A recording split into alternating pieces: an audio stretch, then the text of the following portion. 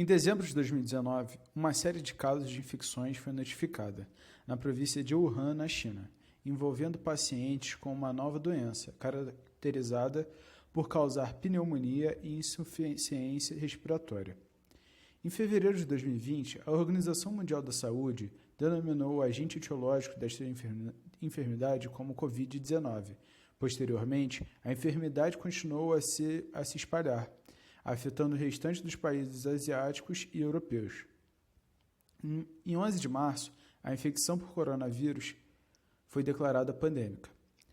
A transmissão dessa doença se dá por contato com secreções contaminadas, como gotículas de saliva, espirro, tosse e catarro de indivíduos infectados. Cabe ressaltar que grande parte das pessoas que contraem esse vírus são assintomáticas, o que acelera a propagação do agente etiológico, uma vez que muitas pessoas não adotam as medidas de prevenção necessárias para o combate da patologia. No aspecto da prevenção, pelo fato de ainda não haver uma vacina ou medicamentos específicos como método de imunização, um modelo preventivo que mais se adequa nessa realidade é o da prevenção da exposição.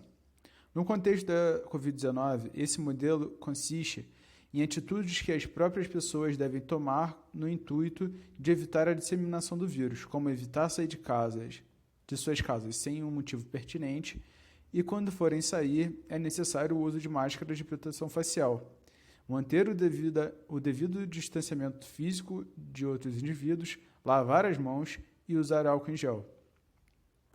No âmbito da prevenção primária, quando se dá o início biológico da enfermidade, a COVID ainda apresenta certas limitações.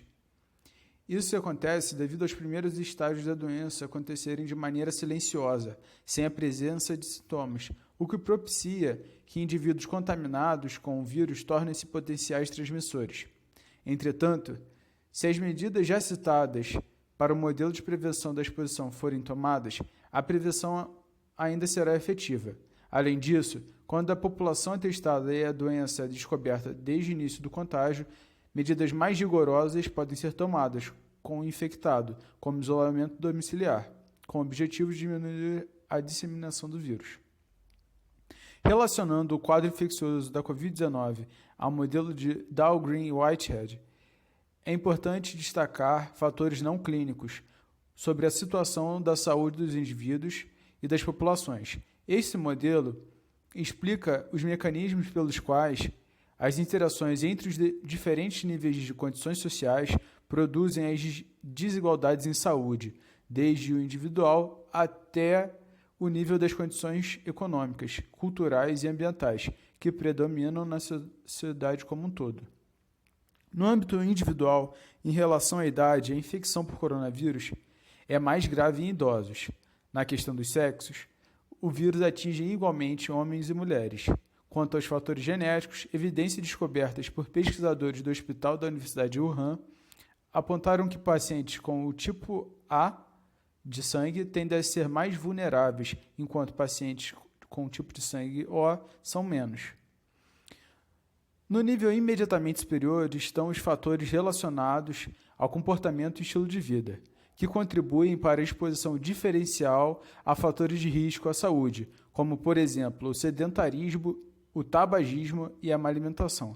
Essas características relacionadas à vida geram comorbidades que afetam o sistema imunológico saudável, desencadeando doenças como diabetes e hipertensão, consideradas fatores de risco à Covid-19.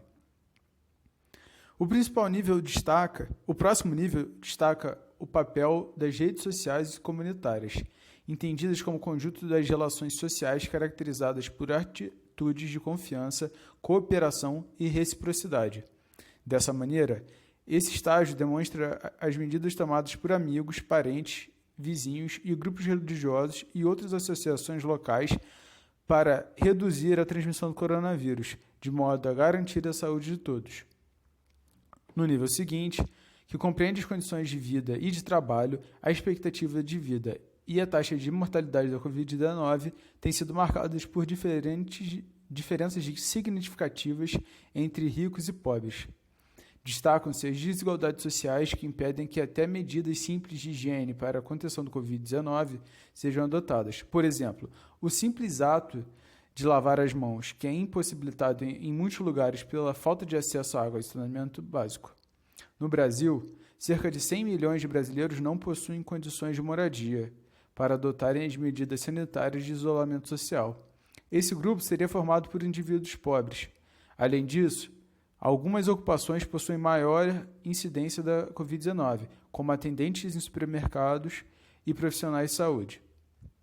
O sistema de saúde no Brasil, representado pelo SUS, é uma ferramenta importante para garantir o acesso à saúde até os socialmente vulneráveis, e especialmente no contexto da Covid-19.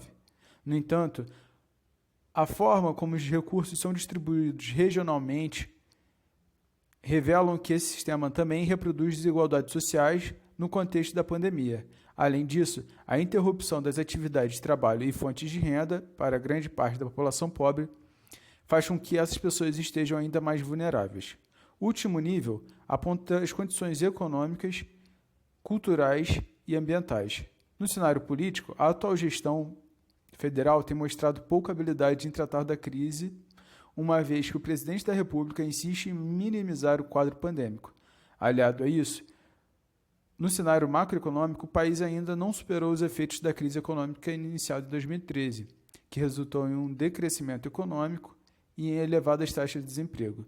Já no contexto cultural, o patriarcado, presente há 500 anos no país, e as dificuldades em combater o machismo refletem-se nos casos de violência doméstica contra as mulheres, que crescem durante o período de isolamento social.